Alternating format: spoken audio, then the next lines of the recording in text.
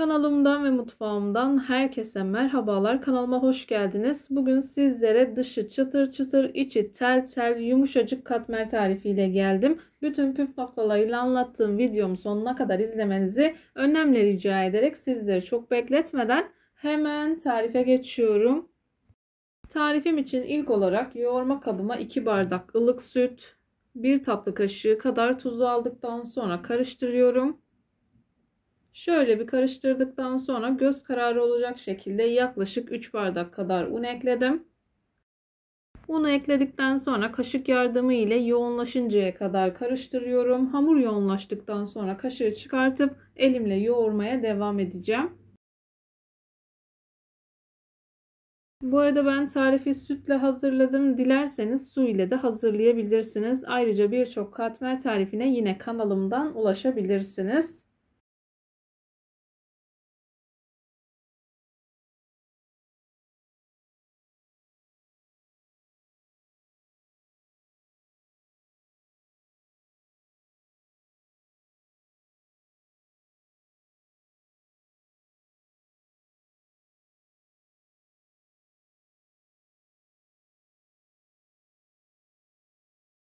Hamurum yoğunlaşmaya başladı. Kaşığın üzerine biraz un serperek kaşığı hamurun içerisinden çıkartıp elimle yoğurmaya devam ediyorum.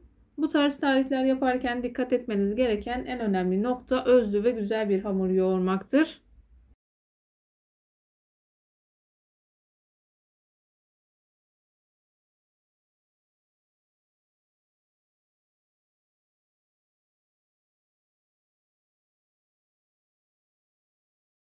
Hamurun üzerine azar azar un ekleyerek bu kıvama getirdim. Hamuru toparladıktan sonra masada bir 4-5 dakika kadar hamuru yoğuracağım.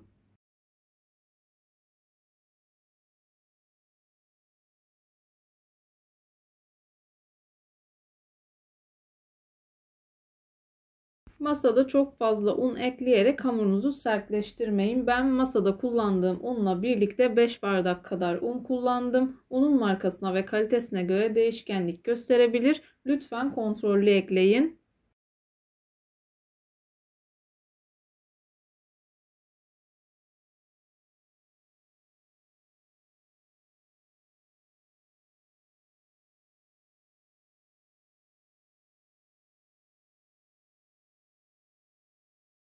Hamuru masada 4-5 dakika kadar yoğurdum. Gördüğünüz gibi oldukça yumuşak, ele yapışan kıvamda bir hamur elde ettik.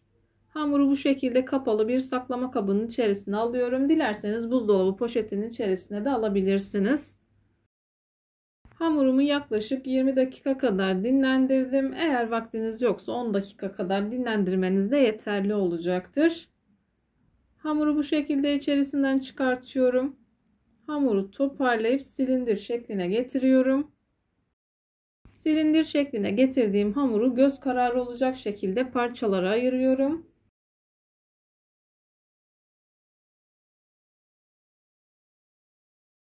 Beze yaparken büyük olan parçalardan bu şekilde bezelerimi yapmaya başlıyorum. Fazla olan kısmı bu şekilde alıyorum. Küçük olan parçalara ek yaparak bezelerimi hazırlıyorum. Bezelerin eşit olmasına dikkat edin.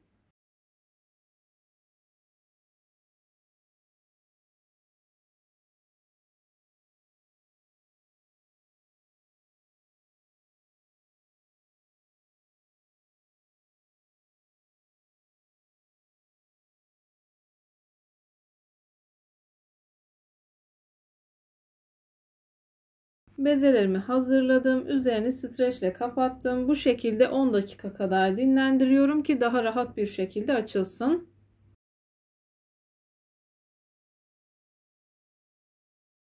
Bezelerimi bu şekilde 10 dakika kadar dinlendirdim. Hemen kenara alıyorum. Üzerini tekrardan kapatıyorum ki kuruma yapmasın.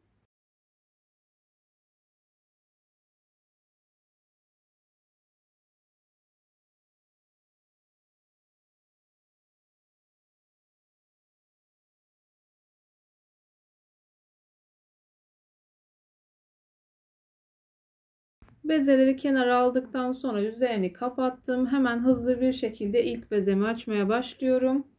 İlk etapta merdane yardımı ile biraz büyüttükten sonra oklava ile devam edeceğim. Dilerseniz sadece merdane yardımı ile de açabilirsiniz.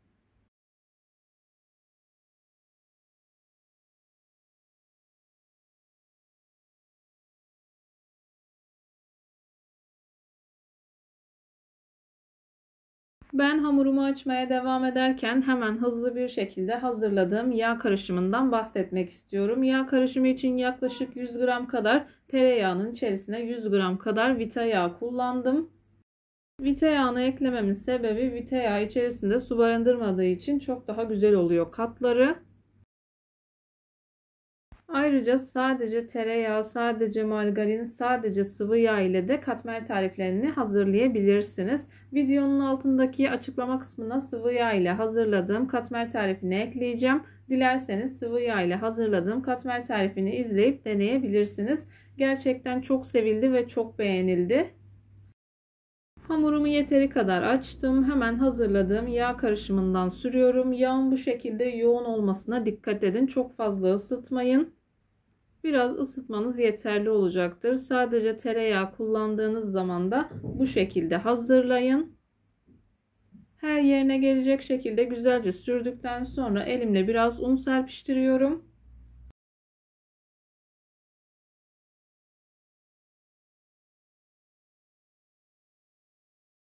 Unu serpmemin nedeni merdane kullandığınız zaman hamurlar birbirine yapışmasın. Un bunu engelleyecektir. Katlarının birbirine yapışmasına engel olacaktır. Katladıktan sonra tekrardan yağ sürüyorum. Çok az un serptikten sonra videoda görüldüğü gibi katlıyorum.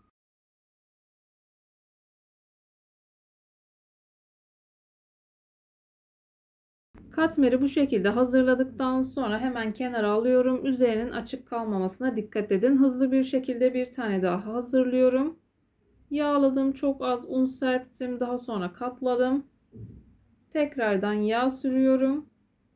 Üzerine çok az un serpiştirip videoda görüldüğü gibi katlıyorum. İçerisindeki katı yağın tamamen donması gerekiyor. Rahat bir şekilde açabilmeniz için. Katmerleri hazırladıktan sonra ben yaklaşık 10 dakika kadar oda ısısında beklettim. Eğer aceleniz varsa 5 dakika kadar buzdolabında bekletmeniz de yeterli olacaktır. İlk hazırlamış olduğumdan başlayarak katmerlerimi hazırlıyorum. Katmerleri bu şekilde elimle biraz büyüttükten sonra merdane yardımı ile büyütüyorum. Merdane kullanırken çok dikkat etmeniz gerekiyor. Katları çok inceldiği için merdaneye yapışabilir. Çok az un kullanarak yavaş yavaş katmerimi açıyorum.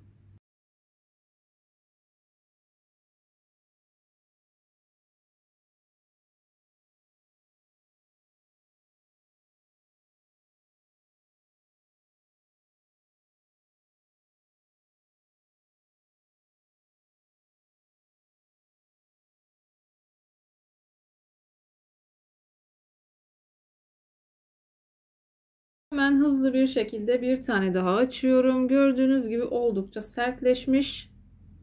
Elimle bu şekilde büyütüyorum. Merdane yardımı ile yavaş, dikkatli bir şekilde açıyorum.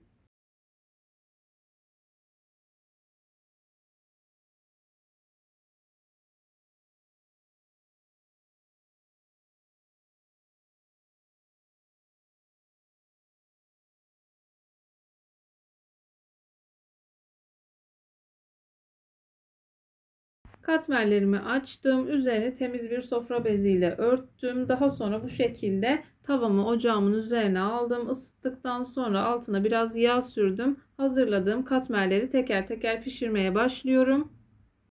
Katmer yavaş yavaş kabarmaya başladığı zaman bu şekilde hazırladığım yağ karışımından sürüyorum. Yağı her yerine değecek şekilde yavaş yavaş sürdükten sonra hemen hızlı bir şekilde katmerimi çeviriyorum.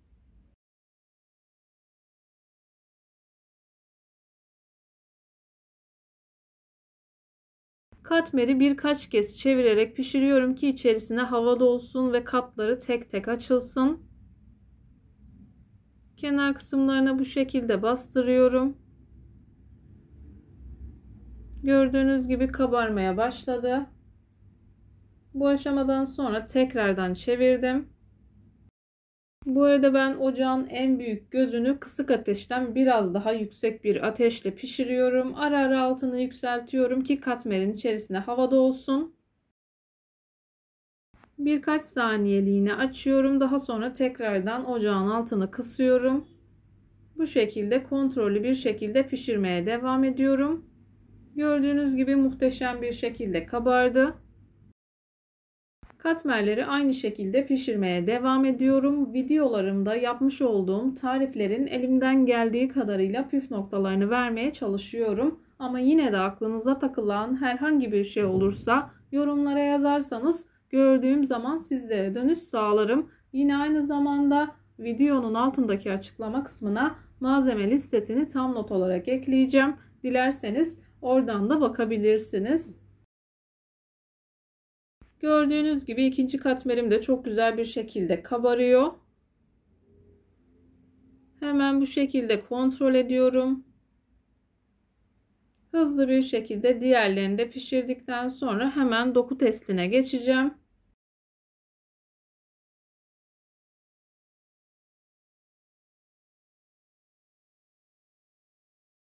Katmerlerimi pişirdim. Hemen katmerlerin çıtırtısını dinletmek istiyorum.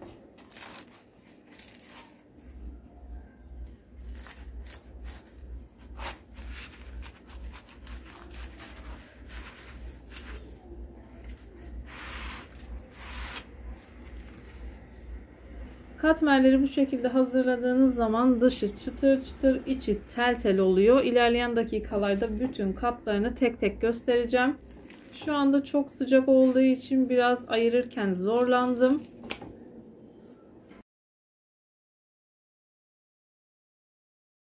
Sizler katmerin güzelliğini izlerken bu arada ben de videonun sonuna gelmek üzereyim. Sizlere veda edeyim.